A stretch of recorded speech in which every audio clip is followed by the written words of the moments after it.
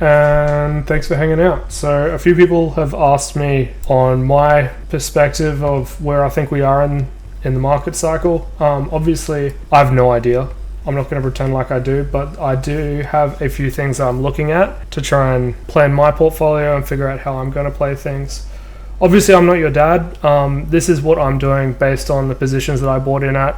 Copying my plan, it's probably not going to make a lot of sense because you're in a different position than I am. So take note of that. But with that said, I'll go through what I am looking at and sort of take you along with my journey. So first thing is, this is the natural log of the price divided by 20-week simple moving average on the weekly candles of Bitcoin's price action.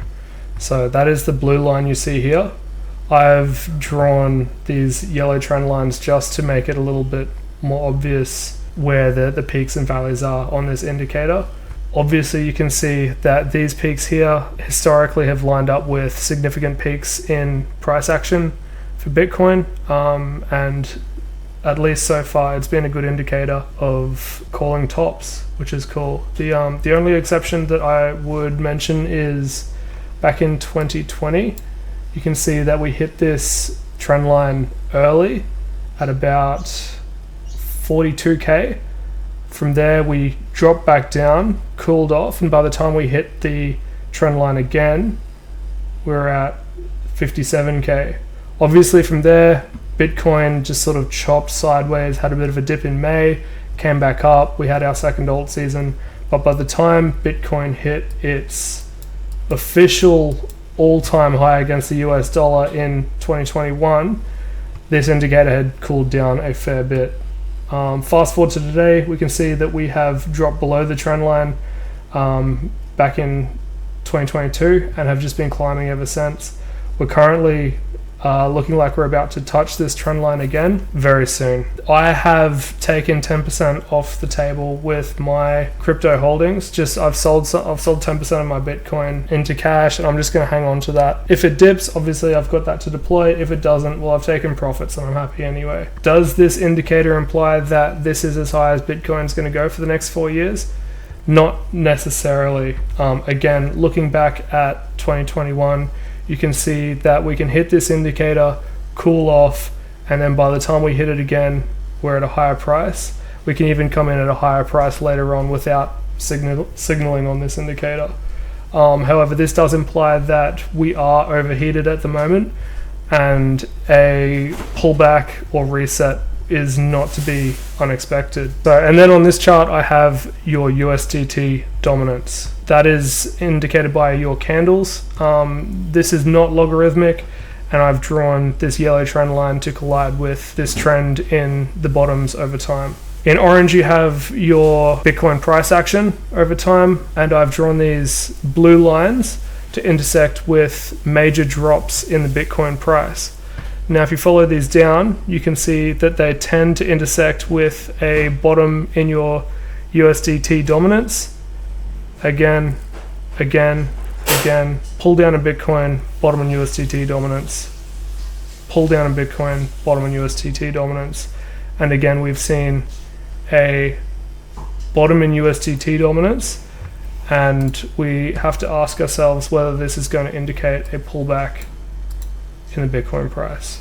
So that's another thing I'm looking at. The final bearish piece of data that I'm looking at is this here. So this is an indicator that I've created recently. It looks like there's a fair bit going on, but I'll walk you through it. First piece of information that's important to note is this blue line here is the US unemployment rate. So this is macro data that we're looking at. So what I'm basically trying to measure here is the risk of a recession or an incoming recession.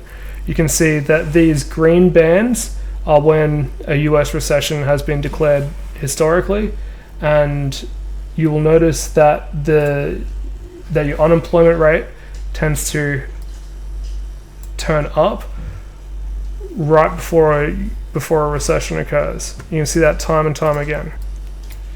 Uptick, uptick, uptick, uptick, uptick, uptick, uptick, uptick, uptick, uptick. So that's your relationship between your unemployment rate and US recessions. And I've obviously overlaid this orange line, which is the logarithmic price action of the S&P 500 over the same time period. This indicator I have at the bottom is a ratio of the 3-month and the 10-year yield. So think of your 3-month and 10-year yields a bit like staking in the crypto world, right? So what this is the amount of return you can get from your government bonds. When this line is green, it means that the return you get on your bonds when they're locked up for 10 years is higher than you would get for the same amount of money locked up for 3 months. Although in certain times in history, you can actually get a higher return on your investment over a 3-month time frame than you can over a 10-month time frame. Now, the reason for that is just when interest rates are unsustainably high, the banks aren't going to offer a return like that because they don't anticipate the interest rates to be staying that high for the next 10 years. So what we're seeing here, what we're currently in, is a inversion.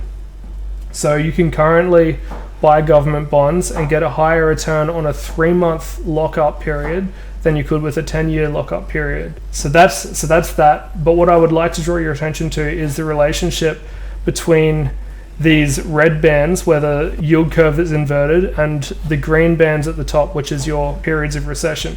And you can see that it's a reasonable indicator for an upcoming recession. However, the upcoming recession doesn't normally happen until the uninversion of the yield curve. Okay, you can see that where it switches from red to green, red to green, red to green, red to green.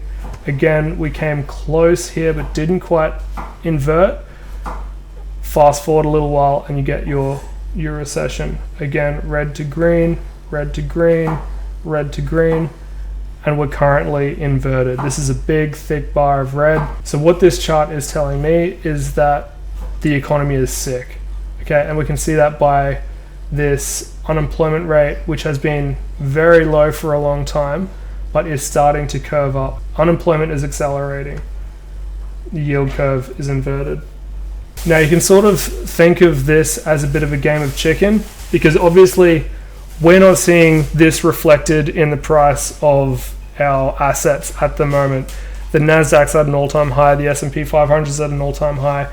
Bitcoin is sitting right at its all-time highs, and it has made new all-time highs very recently. Everything's pumping while the economy is sick.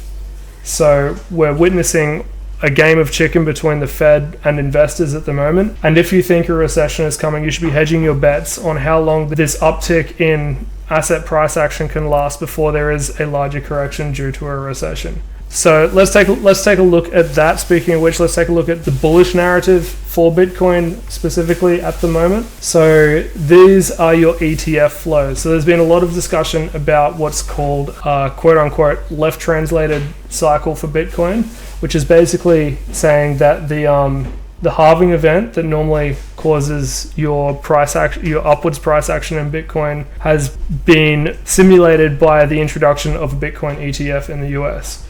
So according to the left translated cycle theory, we should expect the market cycle to come in earlier than it has previously.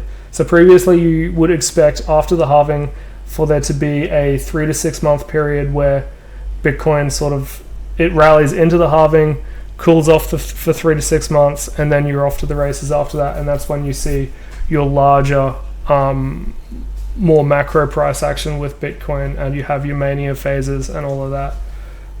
So the theory says that we sort of jumped the bus a little bit with the ETF flows, and that has simulated it.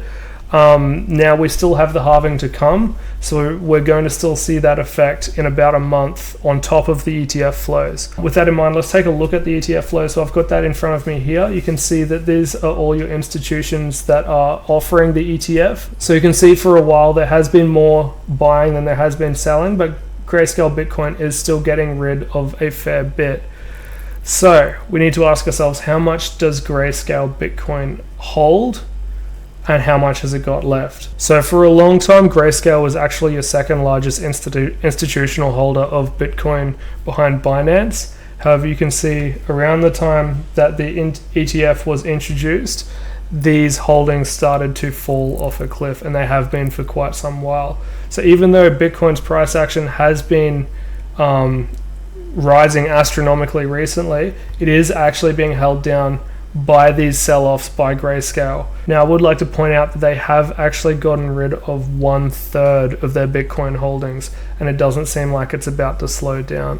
So the question is, once this runs out, what is the price going to do, and when is that going to happen? I'll leave that question open-ended and for you to figure out, because I certainly don't know the answer. But it sure draws a bullish narrative for Bitcoin going forwards. And finally, we're a month away from the halving. So regardless of what you think Bitcoin is going to do, it's important that you have a plan and stick to it, because whichever way it goes, and it could go either way, things are going to get crazy, and you need to be able to keep your emotions in check during that time. Well, it's been good hanging out. If you like the content, don't forget to like, subscribe, do all that stuff, and yeah, we'll chat again soon.